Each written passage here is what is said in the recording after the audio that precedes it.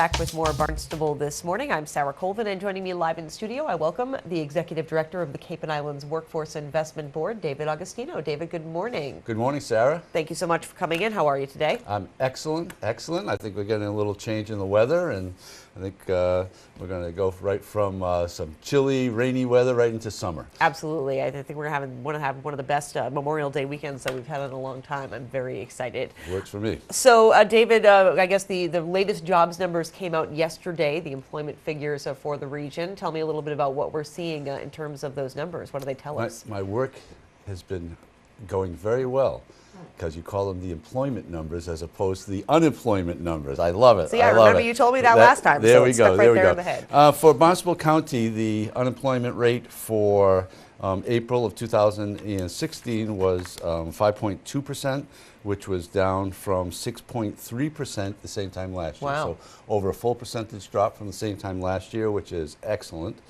And it's also down from 7.5% in March. Wow. So, which you would expect to see with our seasonality and stuff. So we'd expect to see that coming down even more as we get into May and June. Just for reference, the state unemployment rate was 3.9%. Really? I mean, you know, our economy here in Massachusetts is going very strong, and now we're actually in a period of labor shortages. Employers across the board throughout the state are experiencing difficulty in finding workers to meet their human resource needs. So, Interesting. So that's, in one way, it's of all the problems you can have, that's not the worst one, but it is difficult for businesses, especially here on the Cape as we're trying to gear up for our busy season. Absolutely. Our hospitality employers are having some difficulties. Here on the Cape, are there certain sectors that we're kind of seeing those trends in, that the employers have jobs that they want to fill, but they can't find qualified employees to do so? Are there certain sectors that's more prevalent in? Sure. Landscapers are having a lot of trouble finding employees, and I think construction in general, I know in talking to Chris Duran over at the Home Builders and Remodelers Association, they're having difficulty in finding carpenters. I know HVAC employers are having a lot of trouble finding technicians. So in the trades in general, there are difficulties, and of course our hospitality industry is trying to gear up for what we expect to be a busy summer season, and they're having difficulties attracting enough employees to fill all their positions. Interesting, and I think we've seen a lot of with landscaping and construction. There's a lot of opportunity for people to move up. I think that if folks want to start mowing lawns, then they can kind of move up to be directors and make more money. And I know there's good money in construction and landscaping jobs. There absolutely is. I was kind of surprised. I was working with some landscaping companies to try to put together a workforce training fund proposal with them. It didn't quite work out, but I found out that there are certifications for landscapers, that you just can't walk up to a rhododendron bush with a pair of clippers and start at it, that you need some training. And so I think there are 3 certifications for landscapers, which surprised the heck out of me. Wow. So you're absolutely right. There is room for advancement, and you get to be crew chief and stuff like that, and make decent money. Well, if anyone needs practice, they can come to my yard. Great. So, David, let's talk a little bit. Let's switch gears and talk about Demand-Driven 2.0. It's a fancy name. Tell me a little. What is this all about? Well, it's a state effort to assist career centers in being able to engage the business community. As you know, here on Cape Cod, we have Career Opportunities as our business, is our career center, and we've always tried to meet the needs of both sides of the equation. The job seekers receive a full range of free services through Career Opportunities, up to and including training, and businesses have always been able to also enjoy a range of services through Career Opportunities for free to meet their human resource needs.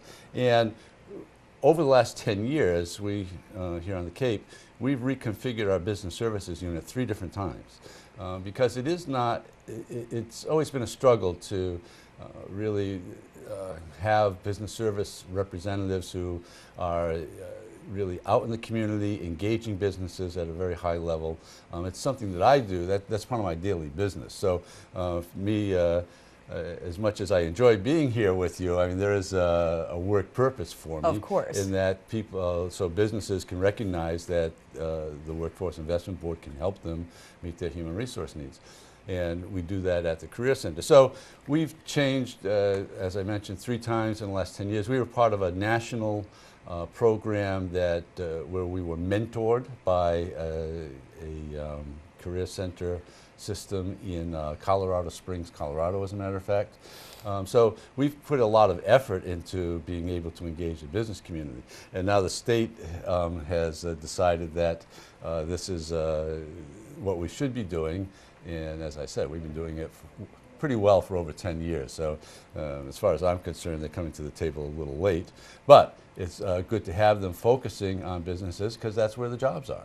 So, you know, when they talk about being demand driven, they're talking about trying to meet the demand for the business community. Sure. And, you know, we have here on the Cape, we have a number of partnerships. We have a partnership in healthcare. We have a technology partnership that includes marine science. We have a partnership in the trades that includes HVAC, as I mentioned before, who are having historic difficulties finding employees. We have another one that I can't remember exactly what it is right now. That's okay. But so we have several partnerships, and that's where we engage businesses to find out what their needs are. So we'll have meetings occasionally and ask. Right. Very straightforward.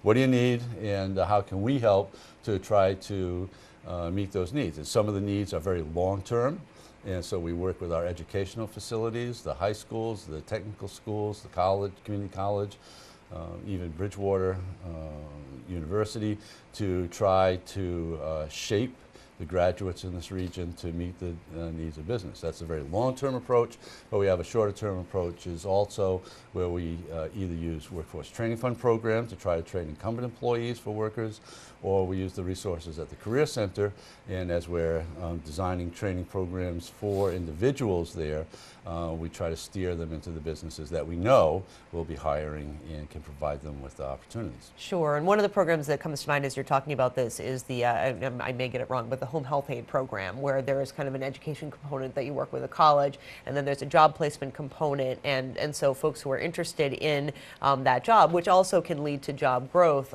you know, that fills a need in the healthcare industry, of course, a large need for certified home health aides here on Cape Cod, and fills a need for those looking to get their foot in the door for the home healthcare job. Exactly. Denise Dever, who's the principal for Home Instead, is a member of the Workforce Investment Board, business member, and so we work with her and others in that sector to train home health aides, CNAs also. And yes, there's one of the great things about healthcare is there are real career ladders in healthcare. If we can get someone into the healthcare sector at just about any level, there's plenty of opportunity for growth and advancement. Absolutely. So it seems like you've already got the framework, you're already doing the work, you know, that's being set out by the state. Is there anything different that you're going to have to do because of this demand-driven 2.0 initiative? Not so much from this specific initiative, but we are going to have to do something a little different, which we've also been doing. Part of the new WIOA legislation that's a Workforce Investment and Opportunity Act, that's what's changed my world, there's an expectation that we will do some regional planning, working especially with economic development entities. Now, we've done that in the past, working with the county, especially as they've done the SEDS project, the Comprehensive Economic Development Strategy, which is a federal document that's submitted. The Workforce Investment Board, we chaired one of the subcommittees for that. So we work closely with the Chamber of Commerce. Wendy Northcross is on our board of directors. So we've been doing that for quite some time. Now they want us to do some planning with economic development entities in the region.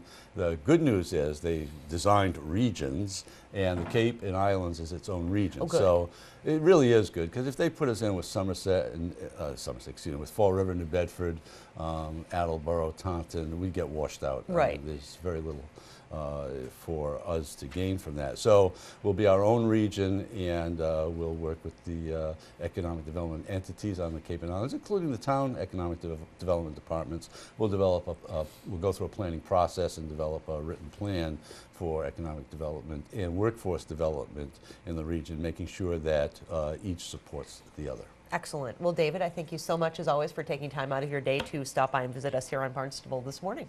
Thank you very much, Sarah. Thank you so much, and we'll chat with you again about a month from now. Yes, Thank you. Would be my pleasure. It'll be a little warmer out. David Augustinho, of course, is the Executive Director of the Cape and Islands Workforce Investment Board. Going to send you out to look at that morning view at Katuitt. We'll be back with our Director of Finance, Mark Mel.